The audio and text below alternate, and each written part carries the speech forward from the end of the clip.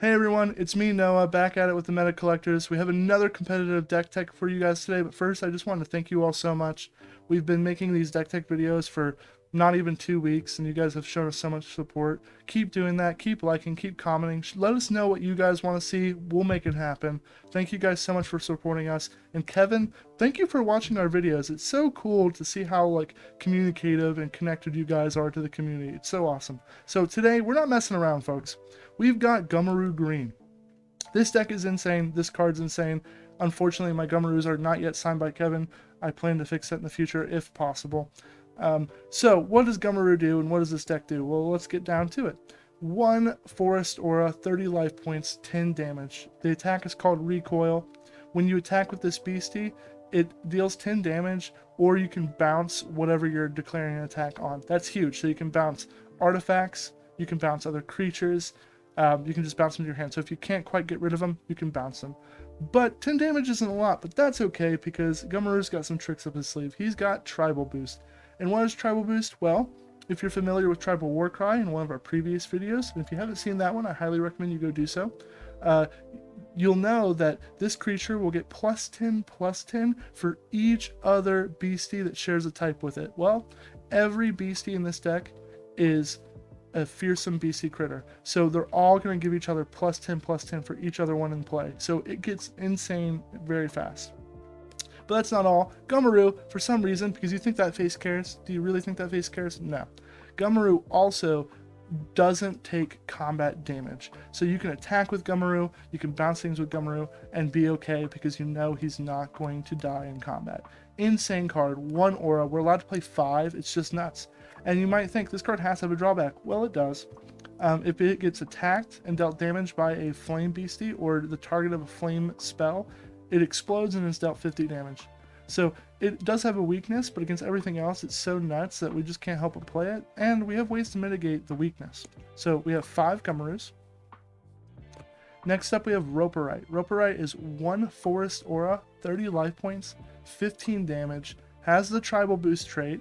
It's a fearsome beastie critter, but not only that, it's so good in the early game because we can tap it, we can fatigue it, and we can generate a Forest Aura because we have this effect symbol up at the top corner of the card.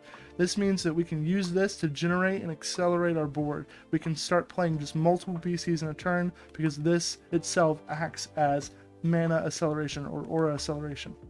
We can also, because that's just not enough, tap or fatigue this beastie, fatigue it to remove flying. So there's a lot of good cards that have flying. Quetzalcoatlus, we have Mana Ray, and other friends that have flying. Well, we can get rid of that. 3 aura Mothman, we can get rid of it. This brings the beasties down to our level, so Gummaroo can send them on home. Great card. We can play 6 copies, and you know what? We do, because it's good in the early game, it's good in the late game. Helps us make all of our creatures bigger, so we like it. Next up, we have Axehandle Hound. Now, you might be thinking, Axehandle Hound, 1 aura, 15 life points, 10 damage, tribal trait, and then it has unblockable if it's attacking someone with higher life points. There's a card called Rumptafusel. It has 20 life points instead of 15, but we thought that difference wasn't so big, and there's not really a reason for our opponent to have flannel or jacket on their 4th wall list yet. Now, if we can see a metagame shift where that happens, we will definitely play that over because that card just gets insane if it's on their list. But until then, we're not going to do that. This card also gets bigger for each other page that is a non-token that's destroyed. It gets 10 life points, so it gets bigger. Also, if our opponent, nighttime, it's pretty common. You might see it as a terror trait. We're not really playing it in this deck. We're not playing forest, but if our opponent does, we get these boosts. And the card's good by itself, so we're just going to play it. And we're allowed 4, but we're only playing 3 because we got to make room for Squonk. You have to respect the Squonk. 1 Forest Aura, 30 life points, 30 damage, Tribal Boost. If you cry, it's indestructible. And if your opponent cries, we respect that, and we put our Squonk into the afterlife. Obviously, we're playing it because it's a tribal fearsome beastie critter that has 30 life points and 30 attack. Squonk is the man. So we have 1 Squonk. Now, how do we protect our beasties? How do we get around things like Paralyze, Fireball, etc.? How do we protect Gumberoo? Well, we have Hoop Snake. Hoop Snake's 3 Forest Aura, 30 life points, 10 damage, Tribal Beastie. It has regen, which means at the end of your turn you'll heal 10, and it can also tap for green. Now you might be thinking this card's a lot worse than all the other beasties we've shown so far, and you'd be right, because it's 3 aura to play. However, we're not going to cast this card most of the time. We're not going to play it from our chapter.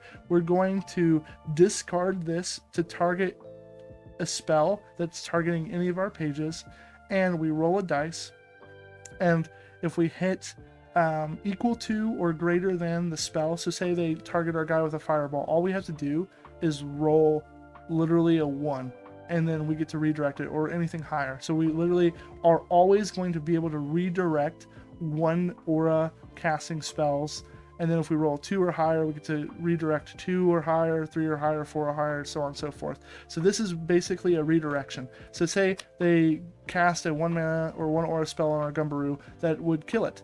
Well, we can say, well, I'm going to discard Hoop Snake. We're going to roll a dice, and if my die roll is equal to or greater than the casting cost of your spell, I'm going to redirect it to your creature, and you're going to feel the pain. So that's why Hoop Snake's in our deck. A lot of the time we're not casting it, but if we are, we're just being really, really aggressive. We're really efficient with our aura. But a lot of time this is to protect our creatures and redirect it to theirs. Think of it as like a similar vein to Icy Paths. Icy Paths lets us redirect combat for 2 aura. We get to redirect an attack to an opposing beastie. Well, this lets us redirect spells, and lets us redirect flame spells that might be targeting Gummaroo or things of the sense. So Hoop Snake, we're playing 2 copies. Growth. Growth is 2 Forest Aura. If there's a plant within arm's reach, you bookmark 5 pages from your spellbook. So it's draw 5 cards. Plant is on the 4th wall list. If you're playing Gummaroo, play this card, put plant on your list. This literally is like adding another insane card like Bookmark or New Beginnings to your deck. It just increases the efficiency, increases your ability to just flood the board and aggressively play cards. Growth is insane. Then we have New Beginnings, as always, 1 colorless aura. Each player or each caster shuffles their chapter into their spellbook and draws 7 cards. So it's very aggressive, helps you get ahead fast and keep fueling your hand to cast more BCs and win the game very, very quickly. Again, we have 2 bookmarks, as always, 1 colorless, draw 2. And now we have our potions, and we're starting off with Exquisite Stew. 0 Forest Aura. There actually is an argument to almost put this in all your decks, depending on the type of strategy you're wanting to do. We're trying to kill our opponent as quickly as possible, so we get to play this card pretty efficiently. It's Bookmark 1, take 50 damage, inflict yourself with 5 burn if you have more life points than your opposing caster, and that's very important. You take the 5 burn if you have more life points, but you take 50 damage first, meaning if you play this at the beginning of the game before your opponent has any chance to lose life themselves, you're going to draw a card, deal 50 damage to yourself, and then that's it. So it helps you cycle through your deck faster. This increases consistency. So ultimately you want to be playing with 40 card decks because that's the minimum amount, and you want to be as consistent as possible. You shouldn't be playing more than 40. This theoretically lets us play 38 because it lets us cycle through our deck. So it's going to be Bookmark 1, take 50 damage at the beginning of the game, and we won't get inflicted with 5 burn. And even if we do get inflicted with 5 burn, we're killing our opponent so fast that the 20 damage we're going to take for each declaration of attacking isn't going to hurt us really all that much. So we're playing both copies of Exquisite Stew. And we have Smokey Spirits. Like I said in previous videos, this set's lightning in a bottle. 0 aura. You get to stop in combat. So if they're going to attack you, your Gummaroo with the Flame Beastie, you get to end the combat. If they're going to attack you with Quetzalcoatlus trying to paralyze your Gumbaroo, you get to end combat. You get so much versatility with Smokey Spirits. It helps protect your fast aura.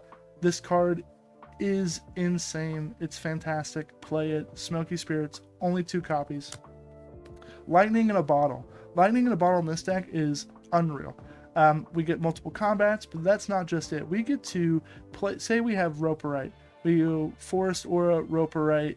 We Lightning in a Bottle or Roperite, untap it. We don't attack with it. We use it to generate Forest Aura, We play another Roperite, so we have another lightning bottle. We untap it. We play Gummaroo, and on turn 1 we have 3 beasties in play. They're all giving each other +20/+20 because they're all fearsome beastie creatures with tribal boost. You can see how quickly things can get out of hand for us and for our opponent to deal with. And then Lightning in the Bottle also just lets us take care of any threat we need to on the opposing side. We're playing all 5 copies. This card is insane. Lightning in a Bottle. And then we have our aura sources. We have 1 Chaos Crystal, 2 Forest Gods Ambers, using it to generate 2 Forest Aura. Just fantastic. And then we have our 7 Forest. Now you might be wondering, Noah, you in the last video you mentioned Old Book's Crying Tree or these other aura facts or artifact essences that generate 1 color, but it's okay because we can oftentimes mediate the other color by using it to cast our bookmarks, our new beginnings, etc. And that is true. However, in certain decks you're not going to want to do that. This one is very focused on casting your forest aura beasties and spells, and you need to guarantee you're able to do that. And the advantage you get with Lightning in a Bottle, Forest Aura, and Roperite is good enough to play in itself. So that is what we're doing with this deck. You have options in your sideboard. You have Tribe Triad to deal with this.